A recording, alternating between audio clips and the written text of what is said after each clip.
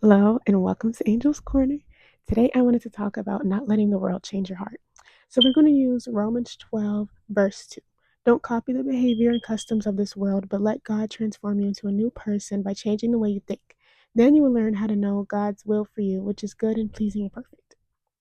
Okay, look at how God's will is described compared to the world. Compare God's will, which is pleasing, good, and perfect, to the world is not going to offer you anything pleasing, good, or perfect. So why would you transform into that? Why would you transform into something that's not pleasing, not good, not perfect when you can have God's will for you? So sometimes I feel like we listen to the customs of the world and we try to change ourselves to blend in with the world when really we're called to be set apart. So we are called to do something higher. We are called to be set apart from the world. But sometimes it's really easy for us to try to transform ourselves into someone that we're not, just because the world is just always going to want to pressure you into a box that you're not supposed to be in, because again, you are set apart. You are chosen. But I wanted to talk about not letting the world change your heart, because I feel like sometimes when you're hurt a lot, or when you're treated in a way that you don't like, or you're not being received well, it makes you want to change into a person that you're not. It makes you want to change into someone of the world when you really are someone of God. So you cannot let the world and the people in the world change your heart. You need to let God change your heart. That is the person who is going to give you the best. His will is much greater than the will of the world. The will of the world is destruction. Do you want to be led by destruction, or do you want to be led by perfection? So that's the important question to really ask, because I don't want my heart to be changed by mere humans. I don't want my heart to be changed by the world, because that's fleeting. If we're being honest, the world is fleeting. That's not forever. I want my heart to be changed by God, someone who is forever. And I don't want my heart to be changed by pain unless it's God reforming me using pain. I don't want the world's pain to change my heart. I do not want anything of the world to change who I am as a person. We need to be strong enough to not be changed by the world. We need to be strong in our faith in God to be changed by only Him. I don't want anything from the world, because what does it offer besides spiritual death? I don't want spiritual death. I want to be with the Most High. Not at this very moment. I want to keep living my life, but you know what I'm trying to say. I want to be in the house with Him. I don't want to be chilling with the world and losing my soul. That's that's not the goal here. We have things to look forward to, and the world is not it. So if the world is not it, why would I let a place that's evil conquer my heart when I can have God conquer my heart? Let's use another verse from Romans 12. Romans 12:21. Don't let evil conquer you, but conquer evil by doing good. Do not let the evil of this world conquer your heart. Conquer this world by doing God's good. Conquer this world by not letting God leave your heart, by not being transformed, by not being consumed from the world. Because honestly, there's a lot of evil in this world, and we all know that. But we can't let it eat at our hearts, because how are we going to be who God called us to be if we are so moved by the world? I don't want to be moved by the world. I want to be moved by God. Because what does the world have to offer me besides spiritual death and decay? There's nothing for me. So I'm going to let God move me, not the world. I'm going to let God's love move my heart, and not the world's hate. I don't want to be moved by hate. I don't want to be moved by negativity. I don't want to be moved by any of that. I want to be moved by the Most High, and I want my love to be like His. So we're supposed to imitate everything that He does, right? And we were sent Jesus as an example. Jesus did not let Judas's actions, he didn't let Peter denying Him, he didn't let being crucified change how much love He had in His heart.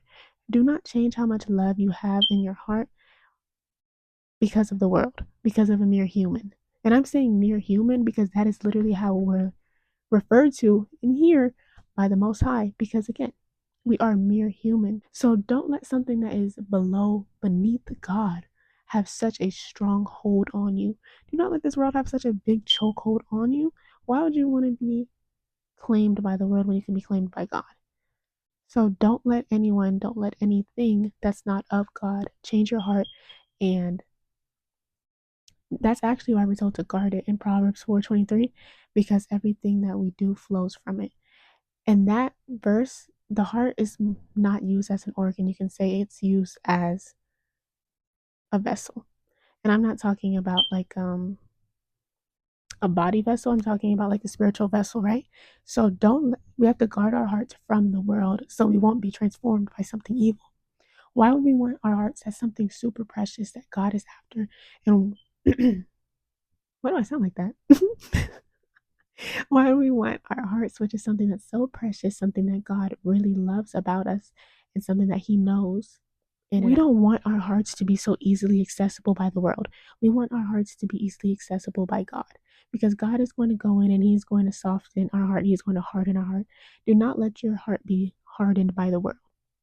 Let your heart be softened. Let your heart be hardened by God because sometimes God will harden your heart in a certain situation for His will. Go off of God's will, His perfect will, instead of going off the world's will. Do not let this life, do not let this world, do not let mere humans harden your heart.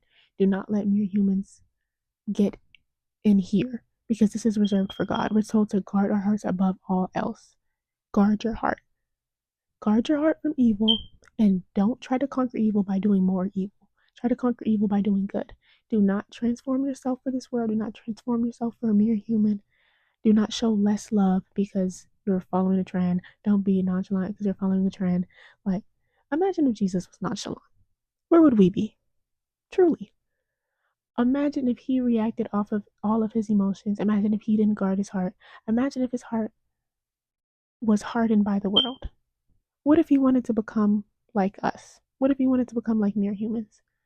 What if he got sent here and he saw how horrible he was being done and he was like, okay, I'm going to start treating you people horrible?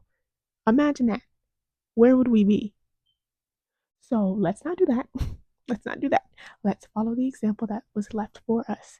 He did not let all of the evil conquer his heart. Instead, he let God conquer his heart. Even when he was hanging on the cross, he begged for the forgiveness of the people who hurt him. And that might be seen as lame in this day and age now, but don't follow the trends because they're literally the trends die. Trends die. And you know what else is going to die? Your spirit. If you can. I'm laughing, but it's not funny. I'm laughing, but it's not funny. That's what's going to happen if you keep following the customs of this world, because the world literally has nothing to offer but pleasure of the flesh. Your flesh is not coming to heaven with you. Your flesh does not care about you, and that's just what it is. Your flesh is just living to please the world, and the world is not going to come with you to heaven. The world is not going to heaven. You're going to heaven. Your spirit. You need to take care of your spirit and not care so much about the flesh, the outer suit, because it's literally not coming with you. Even in vanity, which is off topic, but even in vanity, it's like, I'm not going to have this body and face in heaven. I'm not saying I'm not going to take care of my body and my face, but I am saying that all of this is fleeting. Everything is fleeting. I'm not going to have it in heaven.